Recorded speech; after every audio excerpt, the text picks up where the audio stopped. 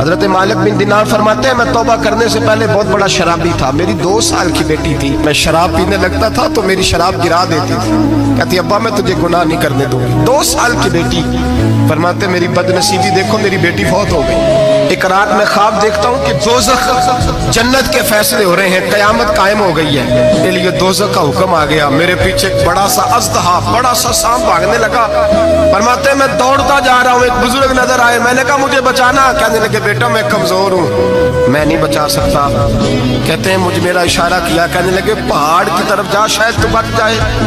کہتے ہیں میں پہاڑ کی طرف جا رہا تھا تو وہاں سے بیٹی آ رہی تھی، میری بیٹی دوڑتی آئی، میری گود میں بیٹھی اور ازدے سے کہنے لگی دفع ہو جا، تو میرے ابو کو نہیں جلا سکتا۔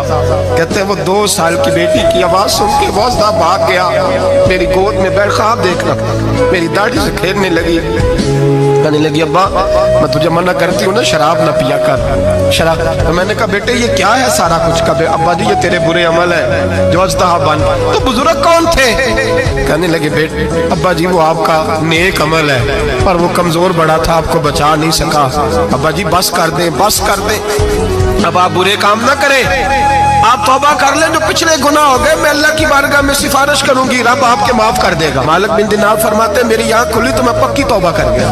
بیٹیاں تو بخشوانے آئی ہیں دنیا میں، بخشوانے، اور یہاں لوگ فخر کرتے ہیں، فخر سے بتاتے ہیں، کہتے ہیں میرے بیٹے کے 15 رشتے ہیں، شاید مجھے قرآن دازی کرنی پڑے، شرم کر، حیا کر۔ لوگیوں کی بیٹیوں کے بارے میں اس طرح کے انداز اختیار کرتا ہے، تو گناہ کرتا ہے پھر اس پر تو پھولتا نہیں سماتا، اور تو پھر تجھے حیا نہیں آتی۔ لوگ ٹیس کرتے ہیں، میں نے دیکھا ہے، ان کے بھائی کو تکلیف دیتے ہیں، ان کے باپ کو تکلیف دیتے ہیں، اذیت پہنچاتے ہیں۔ ڈرنا چاہیے، گناہ کرتے ہو پھر فخر بھی کرتے ہو، شرم آنی چاہیے۔